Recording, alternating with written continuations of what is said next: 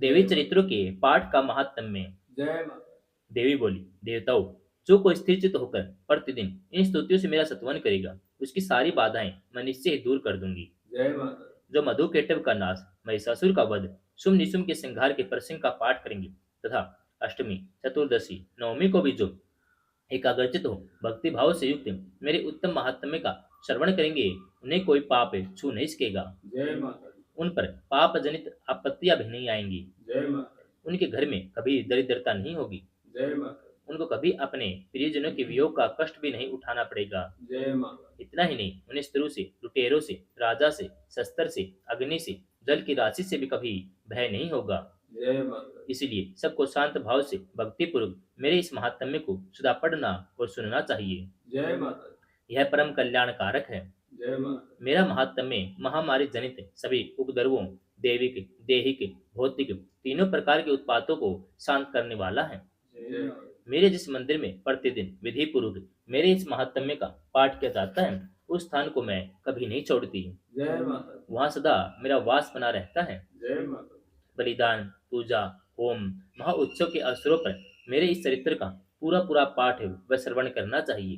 जय माता ऐसा करने पर मनुष्य विधि को जानकर या बिना जाने भी मेरे लिए जो बलि, पूजा, होम आदि करेगा, उसी मैं बड़ी प्रसन्नता के साथ स्वीकार करूंगी। जय माता सर्त काल में जो वार्षिक महापूजा की जाती है, उस अवसर पर जो मेरे इस महात्म्य को भक्तिपूर्वक सुनेगा, वह मनुष्य मेरे प्रसाद से सब बाधाओं से मुक्त, धन्य धान्य पुत्र से संपन्न होगा। जय माता इसमें तनिक भी संदेह नहीं है। जय माता मेरे इस महात्म्य, मेरे प्रादुर्भाव की सुंदर गाथाएं, युद्ध में किए हुए मेरे पराक्रम के श्रवण मात्र से मनुष्य भय रहित हो जाता है। जय माता मेरे महात्म्य का श्रवण करने वाले मनुष्य के शत्रु नष्ट हो जाते हैं। जय माता उन्हें कल्याण की प्राप्ति होती है। जय माता उनके कुल प्रफुल्लित रहते हैं। जय माता सर्वत्र शांति क्रम में बोरे सौपन दिखाई देने पर, ग्रह जनित भयंकर पीड़ा उपस्थित होने पर मेरे महात्म्य का श्रवण करना चाहिए। जय माता ऐसा करने से सभी बाधाएं, भयंकर ग्रह पीड़ाएं शांत हो जाती हैं। जय माता मनुष्य द्वारा देखा हुआ दुःसौपन फूल शुभ फल देने वाला हो जाता है। जय माता बाल ग्रहों से आक्रांत हुए बालकों के लिए यह महात्म्य शांतिदायक है। जय माता मनुष्य के संगठन में फूट होने पर यह अच्छी प्रकार मित्रता कराने वाला सिद्ध होता है। जय माता यह महात्म्य समस्त दुराचारियों के बल का नाश कराने वाला है। जय माता इसके पाठ मात्र से राक्षसों, भूतों, पिशाचों का नाश हो जाता है। जय माता मेरा यह सब महात्म्य मेरे सानिध्य की प्राप्ति कराने वाला है।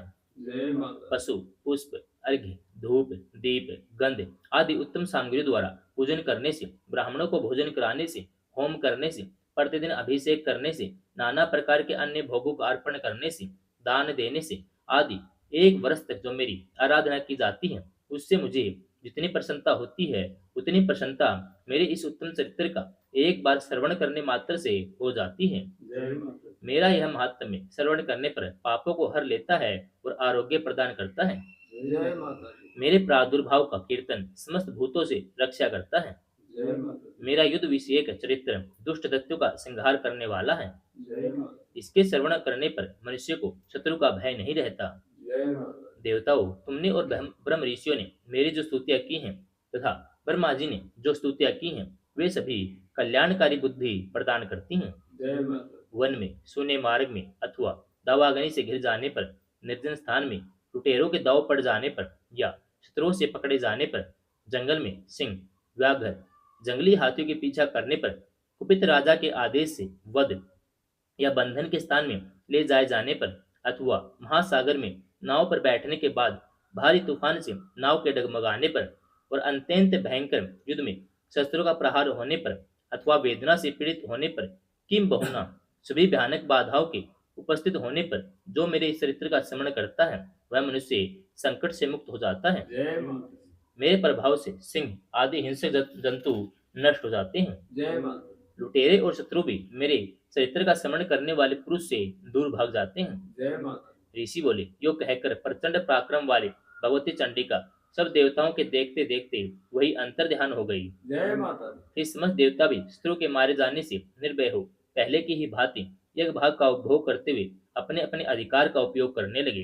जय माता संसार का विध्वंस करने वाले महाभयंकर महापराक्रमी देव शत्रु सुम महाबली निशुम के युद्ध में देवी द्वारा मारे जाने पर शेष दत्ते पाताल लोक में चले गए। जय माता दी। हे राजन, इस प्रकार भगवती अंबिका देवी नित्य होते हुए भी पुनः पुनः प्रकट होकर जगत की रक्षा करती हैं। जय माता दी। वे ही इस विश्व को मोहित करती हैं, वे ही जगत को जन्म देती, वे ही प्रार्थना करने पर संतुष्ट हो विज्ञान एवं समृद्धि प्रदान करती हैं। जय माता दी। राजन, महाप्रलय के समय महामारी का स्वरूप धारण करने वाली वे महाकाली ही इस समस्त ब्रह्मांड में व्याप्त हैं। जय माता दी। वे ही समय समय पर महामारी होती और स्वयं अजन्मा होती हुई भी सृष्टि के रूप में प्रकट होती हैं।